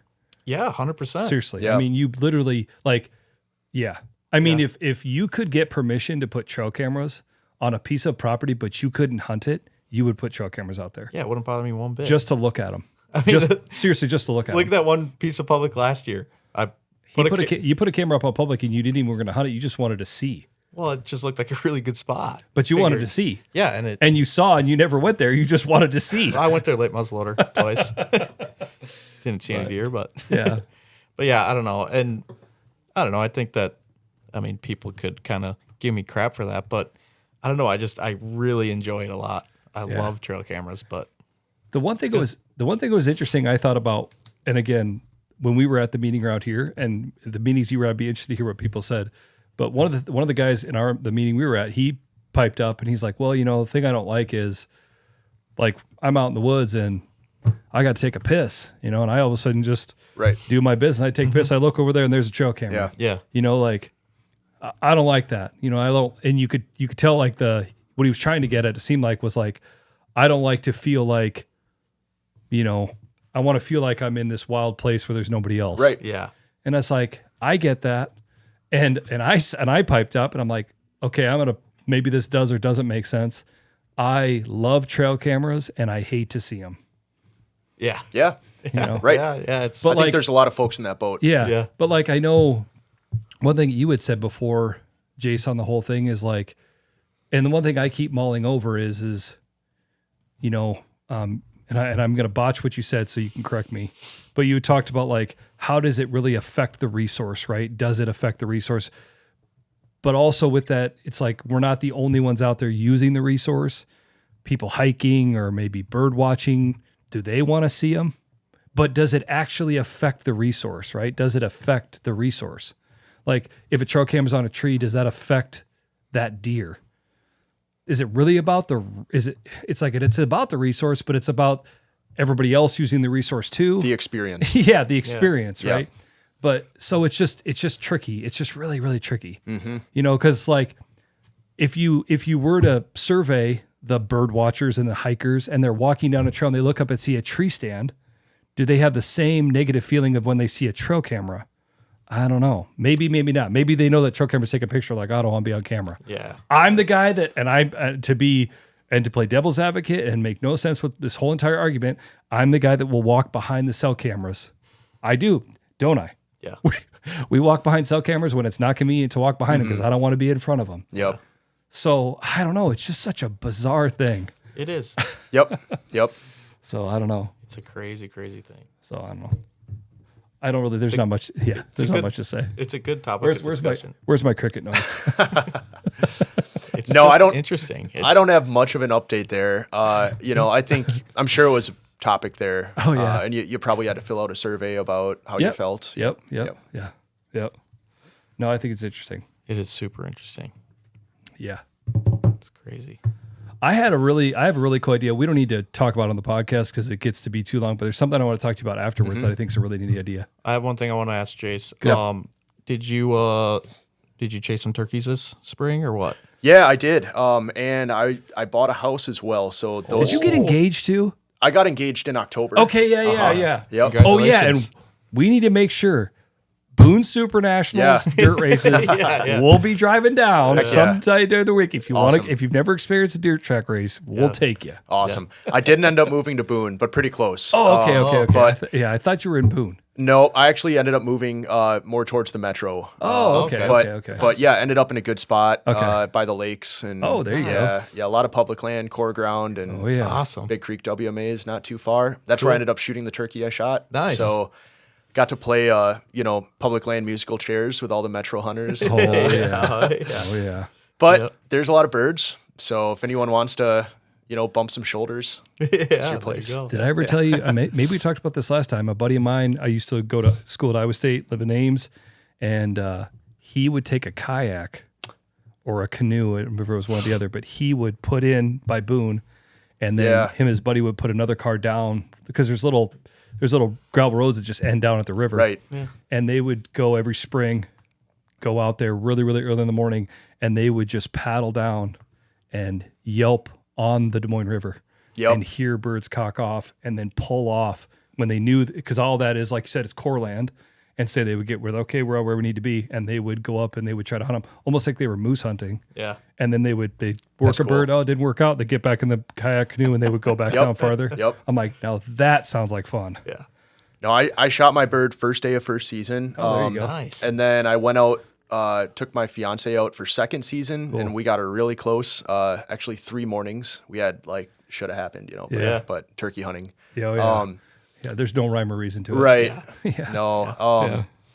Yeah, and so great early part of the season, and then 4th season I went up to Allamakee, Winnesheet County up there. Yep. Hunted the public. Had one really good day, and then kind of got my butt kicked. Didn't have a shot opportunity, but saw a lot of birds. Nice. And then actually finished out the 4th season down in Mills County, opposite corner of the state, with a buddy over there, and just totally botched a softball pitch of a hunt. But so we get to the spot. He calls it the Make-A-Wish field. Oh. And just because he says he takes guys out there who maybe it's their first hunt or something, and he so says that's why he took. No, I'm just kidding. Yeah, no. Well, I needed. You're like, wait a second. Why are you taking me? Yeah, right. So should have told that story after the hunt. Well, that's where my expectations were, right? Yeah. And so he says, you're going to sit in this cedar patch. You're going to hear them gobbling behind you. You're going to watch them pitch down onto the ridge. Happens every morning. And they're going to waddle down into the decoys, and, then we'll be at the diner by 8. And, 8 comes around, and I don't hear any gobbles, and I don't see any birds. And I'm like, of course, whatever. End of the season, I really wasn't upset about it. It was a really cool place. Yeah. But I thought, I'm not going to keep sitting here. I'm just going to get up and stretch my legs. And so we get up on top of this ridge. It's kind of Luss Hills type topography. And so we're walking this ridgetop prairie, and we hear a gobble 50 yards away, but it's on the other end of this humped field. So we drop down and we try to call it in, and it was pretty obviously just kept on the trajectory it was going. And so I thought, all right, well, that was cool. At least there's a bird on the property. Yeah. So we start walking back to our setup. And before we walked up into the ridge, my buddy drops his full strut decoy that he didn't place out in the spread. And so anyway, we're walking up on the ridge, and we can just barely see where the decoys are. And I'm like, you got to be kidding. I see a fan. And so I tell my buddy, I'm like, there's a tom strutting in the decoys. And he's like, no, that's my strutter. You're just, I'm like, no, I can see the sun shining through the feathers. And yeah. And at this point, we're 50 yards away, up on a hill, completely exposed. And there was three toms literally bumping chests with my Jake decoy. It would have been a 20-yard chip shot if I just kept sitting. Sit there. So that was the last day of the season. Oh, and, that's how turkey hunting goes. I got to stew on that the whole 3-hour drive home. Oh yeah. Yeah. Oh yeah. Yep. No. That's like I said, for me, that's the way I turkey hunt. I do a lot of sitting and waiting. Yeah. Because it just feels like the minute you get up, Yep. then they just walk right in. I can't tell you how many times I've been tearing down the blind to look out and be like, like, sit down, get out. Yeah. Like it's like, golly. Oh, isn't that funny? Yeah. And I told myself before the season, like, this is the year I'm staying put. But The only way to get yourself to stay put is put a bow in your hand. Then there you go. Then that's the best. That's what I just bow hunt them. Uh-huh. And then you really feel like you got to be in a ground blind. Yeah, no True. doubt. Yeah, because the gun is just such a tempting thing to just go. Uh-huh. It's called run and gun for a reason. Right. It's fun, but in my experience, not effective. I've killed like 2 toms on my feet and probably would have killed more if I sat a little longer. Well, that's like when I used to work in Colorado, we would tell guys not just turkey hunting, lots of animals, elk, mule deer, black bear. Okay, who wants to kill them and who wants to hunt them? Mm-hmm. Right. I'm like, well, what do you mean? It's like, well, listen, this is your hunt. You paid a lot of money to be here, but do you want to hunt them or kill them? Because if you want to hunt them, we're elk hunting. You want to hunt them. If your thought on a hunt is you want to go on run and gun and you want to call them and work them, we'll do that. Not a very effective way to kill them a lot of times. Right. Yeah. If you want to kill them, we'll go put you in that tree stand on that water hole over that food plot, that alfalfa field, whatever it is. That's how you're going to kill them. Mm-hmm. Right. And some guys will be like, man, I hear you. I want to hunt them. Yep. That's what I came to do. I know it's lower percentage. And the other guys are like, I came here to hunt them, but I really like DFT and elk home, so put me in that tree stand. Yep. And so, there's a lot of truth in that. You bet. Yep. Yeah. It's interesting. Yep. All right, man. Well, thanks for being here, dude. My pleasure. I really, Thank really you. appreciate it. Like you said, we'll put links in the description on the video where you can find some of this stuff, especially about the CWD report, some of the EHD stuff. Absolutely. And like you said, like we talked about earlier, if you have questions, you're listening to this, reach out to your CO, your conservation officer in your area, call some of those staff guys. They want to talk to you too. Yeah. They'd love to have a conversation. If you have questions, don't be afraid to pick up the phone. Yeah. I mean, that's how this whole thing kind of started. no We just Absolutely. had a conversation and now here we are. Yep. And I'd say that's one of the most important aspects of Iowa's deer management is hearing from citizens, from the public on, what they perceive, what they want, what they support. Yes. All right. Well, thanks, man. You bet. I appreciate it. Thanks, guys. All right. Ozonics Killerwinds podcast. Another one in the books. 116 over and out. See you next week. Stay classy. That's always how we always do.